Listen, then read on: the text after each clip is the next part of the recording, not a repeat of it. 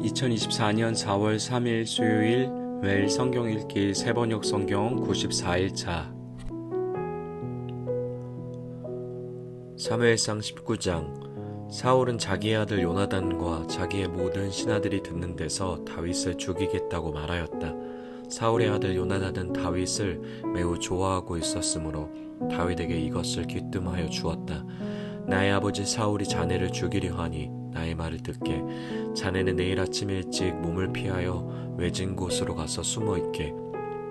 자네가 숨어 있는 들로 아버지를 모시고 나가서 내가 아버지 곁에 붙어 다니다가 기회를 보아 자네 일을 아버지께 여쭈어 보고 거기에서 있었던 일을 내가 곧 자네에게 알려주겠네. 요나단은 아버지 사울 앞에서 다윗의 좋은 점들을 이야기하였다.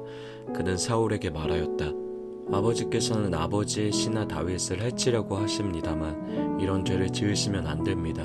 다윗은 아버지께 죄를 지은 일이 없습니다. 오히려 다윗은 아버지를 도와서 아주 좋은 일들만 했습니다. 그는 자기 목숨을 아끼지 않고 블레셋 장군을 쳐 죽였고 그래서 주님께서 온 이스라엘에게 이렇게 큰 승리를 안겨주셨습니다. 아버지께서도 그것을 직접 보고 기뻐하셨습니다. 그런데 지금 무엇 때문에 이유도 없이 다윗을 죽여 죄 없는 피를 흘려 죄를 지으려고 하십니까? 사울이 요나단의 말을 듣고 맹세하였다. 그래, 주님께서 확실히 살아계심을 두고 맹세하마 내가 결코 다윗을 죽이지 않겠다.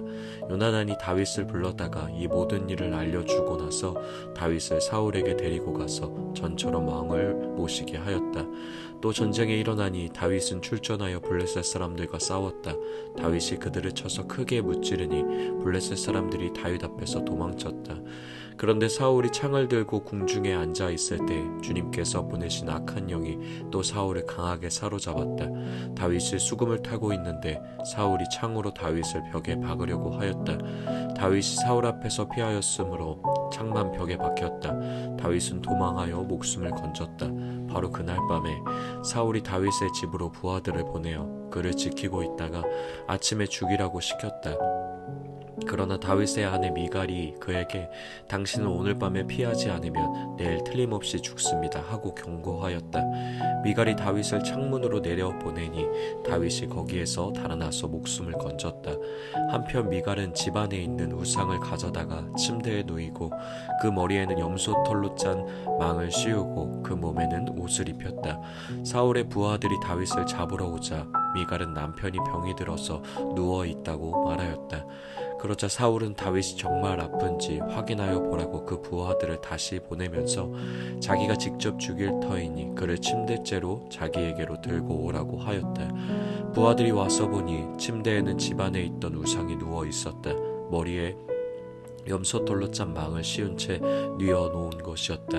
사울이 미갈에게 호통을 쳤다. 내가 왜 나를 속이고 원수가 빠져나가서 살아날 수 있게 하였느냐. 그러자 미갈은 다윗을 빠져나가지 못하게 하였다가는 다윗이 자기를 죽였을 것이라고 사울에게 대답하였다. 다윗은 그렇게 달아나서 살아난 다음에 라마로 사무엘을 찾아가서 그동안 사울이 자기에게 한 일을 모두 이야기하였다. 그러자 사무엘은 곧 다윗을 데리고 나요스로 가서 살았다.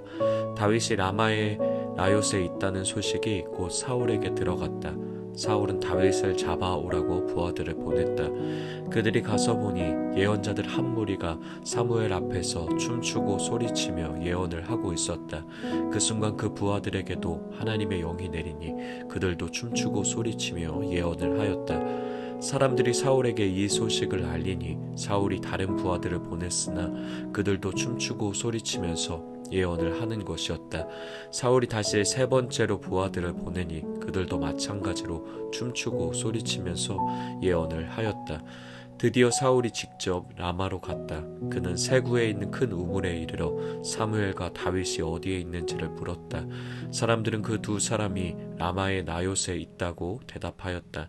사울이 거기에서 라마의 나요스로 가는데 그에게도 하나님의 영이 내려서 그는 라마의 나요스에 이를 때까지 계속하여 춤추고 소리치며 열광 상태에서 예언을 하며 걸어갔다. 사무엘 앞에 이르러서는 옷까지 벗어버리고 춤추고 소리치면서 예언을 하고 나서 그날 하루 밤낮을 벗은 몸으로 쓰러져 있었다. 사울도 예언자가 되었는가 하는 말이 여기에서 나왔다. 사무엘상 20장. 다윗이 라마의 나요스에서 빠져나와 집으로 돌아온 다음에 요나단에게 따져 물었다. 내가 무슨 못할 일을 하였느냐? 내가 무슨 몹쓸 일이라도 하였느냐? 내가 자네 아버님께 무슨 잘못을 저질렀기에 아버님이 이토록 나의 목숨을 노리시느냐? 요나단이 그에게 대답하였다. 자네를 죽이시다니 결코 그런 일은 없을 걸세. 내가 분명히 말하지만 우리 아버지는 큰 일이든지 작은 일이든지 나에게 알리지 않고서는 하시지를 않네. 그런데 우리 아버지가 이 일이라고 해서 나에게 숨기실 까닭이 무엇이겠는가? 그럴 리가 없네. 그러나 다윗은 맹세까지 하면서 말하였다. 자네가 나를 지극히 아낀다는 것은 자네의 아버님도 잘 알고 계시지 않는가? 그렇기 때문에 이 일만은 자네에게 알려서는 안 된다고 생각하셨을 걸세. 자네가 알면 매우 슬퍼할 테니까 말일세.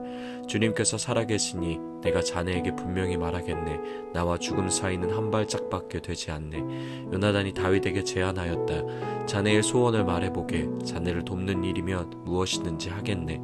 다윗이 요나단에게 대답하였다. 내일은 초하루일세. 내가 임금님과 함께 앉아서 식사를 해야 하는 날일세. 그러나 내가 외출을 할 수 있도록 주선하여 주게. 나가서 모레 저녁 때까지 들녘에 숨어 있겠네. 그럴 때가 만일 자네의 아버님이 내가 왜 안 보이느냐고 물으시거든. 그때 자네는 내가 우리 고향 베들레헴으로 가서 온 가족과 함께 거기에서 매년제를 드릴 때가 되어 급히 가보아야 한다고 말미를 달라고 해서 허락해 주었다고 말씀드려 주게. 그때 자네의 아버님이 잘했다고 말씀하시면 나에게 아무런 화가 미치지 않겠지만 자네의 아버님이 화를 내시면 나를 해치려고 결심한 것으로 알겠네. 자네는 이미 주님 앞에서 나와 가까운 친구로 지내기로 굳게 약속하였으니 나에게 친구의 의리를 꼭 지켜주게. 그러나 나에게 무슨 허물이 있다면 자네가 직접 나를 죽이게. 나를 자네의 아버님께로 데려갈 까닭이 없지 않은가? 요나단이 대답하였다. 결코 그런 일은 없을 걸세. 우리 아버지가 자네를 해치려는 결심을 할 줄을 알고서야 내가 어찌 그것을 자네에게 곧 알려주지 않겠는가? 그러나 다윗은 요나단에게 물었다. 혹시 자네의 아버님이 자네에게 화를 내면서 대답하시면 누가 그것을 나에게 알려주겠는가? 요나단이 다윗에게 말하였다. 자, 가세. 들로 나가세. 둘은 함께 들로 나갔다. 요나단이 다윗에게 약속하였다. 주 이스라엘의 하나님이 우리의 증인이시네. 내가 내일이나 모레 이맘때에 아버지의 뜻을 살펴보고 자네에게 대하여 좋게 생각하신다면 사람을 보내어 알리겠네. 아버지가 자네를 해치려 한다는 것을 내가 알고도 그것을 자네에게 알리지 않아서 자네가 안전하게 피신하지 못하게 된다면 주님께서 이 요나단에게 무슨 벌을 내리셔도 달게 받겠네. 주님께서 나의 아버지와 함께 계셨던 것처럼 자네와도 함께 계시기를 바라네. 그 대신 내가 살아있는 동안은 내가 주님의 인자하심을 누리며 살 수 있게 해주게. 내가 죽은 다음에라도 주님께서 자네 다윗의 원수들을 이 세상에서 다 없애버리시는 날에라도 나의 집안과 의리를 끊지 말고 지켜주게. 그런 다음에 요나단은 다윗의 집안과 언약을 맺고 말하였다. 주님께서 다윗의 원수들에게 보복하여 주시기를 바라네. 요나단은 다윗을 제 몸처럼 아끼는 터라 다윗에게 다시 맹세하였다.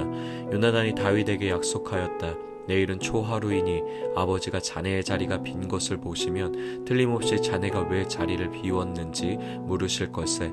모레까지 기다리다가 저번 일이 있었을 때에 숨었던 그곳으로 내려가서 에셀바위 곁에 숨어 있게. 그러면 내가 연습 삼아 어떤 표적을 놓고 활을 쏘는 것처럼 그 바위 곁으로 화살을 3번 쏘겠네. 그런 다음에 내가 데리고 있는 종을 보내어 그 화살을 다 찾아오라고 말하겠네. 그때 내가 그 종에게 큰 소리로 너무 멀리 갔다 이쪽으로 오면서 다 주워오너라 하고 말하면 주님께서 살아계심을 걸고 맹세하겠네. 자네에게는 아무 일도 없을 것이니 안심하고 나오게. 그러나 내가 그 종에게 아직 더 가야 된다. 화살은 더 먼 곳에 있다 하고 말하면 주님께서 자네를 멀리 보내시는 것이니 떠나가게. 오직 우리가 함께 약속한 말에 대해서는 주님께서 길이길이 자네와 나 사이에 증인이 되실 것세. 이리하여 다윗은 들녘에 숨어 있었다. 초하루가 되었을 때에 왕이 식사를 하려고 식탁에 앉았다. 왕이 언제나 하듯이 벽을 등진 자리에 앉자 요나단이 왕의 맞은 쪽에 앉았고 아브넬은 사울 곁에 앉았다. 다윗의 자리는 비어 있었다. 그런데도 그날은 사울이 아무 말도 하지 않았다. 사울은 다윗에게 뜻하지 않은 일이 생겨 몸이 부정을 타서 아직 깨끗하여지지 않았는가 하고 생각하였다. 그런데 초하루가 지난 다음 날 곧 그 이튿날에도 다윗의 자리가 여전히 비어 있는 것을 보고 사울이 자기 아들 요나단에게 물었다. 어째서 이새의 아들이 어제도 오늘도 식사하러 나오지 않느냐? 요나단이 사울에게 대답하였다. 다윗이 저에게 베들레헴에 다녀올 수 있도록 허락하여 달라고 간곡히 요청하였습니다. 자기 집안이 베들레헴 성읍에서 제사를 드리는데 자기 형이 다녀가라고 했다고 하면서 제가 자기를 아낀다면 자기 형을 만나게 해달라고 저에게 간청을 하였습니다. 그래서 그가 지금 임금님의 식탁에 나오지 못하였습니다. 사울이 요나단에게 화를 내면서 소리쳤다. 이 폐역무독한 계집의 자식아, 내가 이새의 아들과 단짝이 된 것을 내가 모를 줄 알았더냐? 그런 녀석과 단짝이 되다니 너에게도 부끄러운 일이고 너를 낳은 내 어미를 발가벗기는 망신이 될 뿐이다. 이새의 아들이 이 세상에 살아있는 한은 너도 안전하지 못하고 너의 나라도 안전하지 못할 줄 알아라. 빨리 가서 그 녀석을 당장에 끌어오너라. 그 녀석은 죽어야 마땅하다. 요나단이 자기 아버지 사울에게 그가 무슨 못할 일을 하였기에 죽어야 합니까? 하고 항의하니 그 순간 사울이 요나단을 찔러 죽이려고 창을 뽑아 겨냥하였다. 그제서야 요나단은 자기 아버지가 다윗을 죽이려고 단단히 벼르고 있다는 것을 알아차렸다. 요나단도 화가 치밀어 식탁에서 일어섰다. 그리고 요나단은 자기 아버지가 다윗을 모욕한 것이 가슴 아파서 그달에 이틀째가 되던 그날은 하루 종일 아무것도 먹지 않았다. 그 다음날 아침에 요나단은 어린 종을 하나 데리고 들녘으로 나가서 다윗과 약속한 장소로 갔다. 거기에서 요나단은 자기가 데리고 온 어린 종에게 너는 막 달려가서 내가 지금 쏘는 화살을 주워 오너라 하고 시켰다. 어린 종이 달려가자 요나단은 그의 머리 위로 화살을 쏘았다. 요나단이 쏜 화살이 떨어진 곳으로 그 어린 종이 달려가자 요나단이 그의 뒤에다 대고 소리쳤다. 아직도 덜 갔다. 화살이 더 먼 곳에 있지 않느냐? 요나단이 그 소년의 뒤에다 대고 계속 소리쳤다. 빨리빨리 서 있지 말고 빨리 달려. 요나단의 어린 종은 화살을 주워다가 자기 상전에게 바쳤다. 그러나 그 어린 종은 아무것도 눈치채지 못하였다. 요나단과 다윗만이 그 일을 알았다. 그런 다음에 요나단은 데리고 왔던 그 어린 종에게 자기의 무기를 주면서 그것을 들고 성읍 안으로 들어가라고 말하였다. 그 어린 종이 성읍 안으로 들어가니 다윗이 그 숨어있던 바위 곁에서 일어나 얼굴을 땅에 대면서 3번 큰절을 하였다. 그리고 그들은 서로 끌어안고 함께 울었는데 다윗이 더 서럽게 울었다. 그러자 요나단이 다윗에게 말하였다. 잘 가게 우리가 서로 주님의 이름을 걸고 맹세한 것은 잊지 않도록 하세. 주님께서 나와 자네 사이에서 뿐만 아니라 나의 자손과 자네의 자손 사이에서도 길이길이 그 증인이 되실 것세. 다윗은 일어나 길을 떠났고 요나단은 성 안으로 들어갔다. 사무엘상 21장. 다윗은 노브로 가서 제사장 아히멜렉에게 이르렀다. 아히멜렉이 떨면서 나와서 다윗을 맞으며 물었다. 동행자도 없이 어떻게 혼자 오셨습니까? 다윗이 제사장 아히멜렉에게 대답하였다. 나는 임금님의 명령을 띠고 길을 떠났습니다. 임금님이 나에게 임무를 맡기면서 부탁하시기를 나에게 맡기신 임무를 어느 누구에게도 알리지 말라고 하셨습니다. 그래서 부하들과는 약속된 곳에서 만나기로 하였습니다. 그런데 지금 제사장님이 혹시 무엇이든 가까이 가지신 것이 좀 없습니까? 빵 5덩이가 있으면 저에게 주십시오. 그렇게 안 되면 있는 데라도 주십시오. 그러자 제사장이 다윗에게 말하였다. 지금 보통 빵은 내게 없고 있는 것은 거룩한 빵뿐입니다. 그 젊은이들이 여자만 가까이 하지 않았다면 줄 수가 있습니다. 다윗이 제사장에게 말하였다. 원정길에 오를 때에 늘 그렇게 하듯이 이번에도 우리는 2, 3일 전부터 여자와 가까이 하지 않았습니다. 비록 이번 출정이 보통의 사명을 띈 길이기는 하지만 제가 출정할 때 이미 부하들의 몸은 정결했습니다. 그러니 오늘쯤은 그들의 몸이 얼마나 더 정결하겠습니까? 제사장은 그에게 거룩한 빵을 주었다. 주님 앞에 차려놓은 빵 말고는 다른 빵이 달리 더 없었기 때문이다. 그 빵은 새로 만든 뜨거운 빵을 차려놓으면서 주님 앞에서 물려낸 것이었다.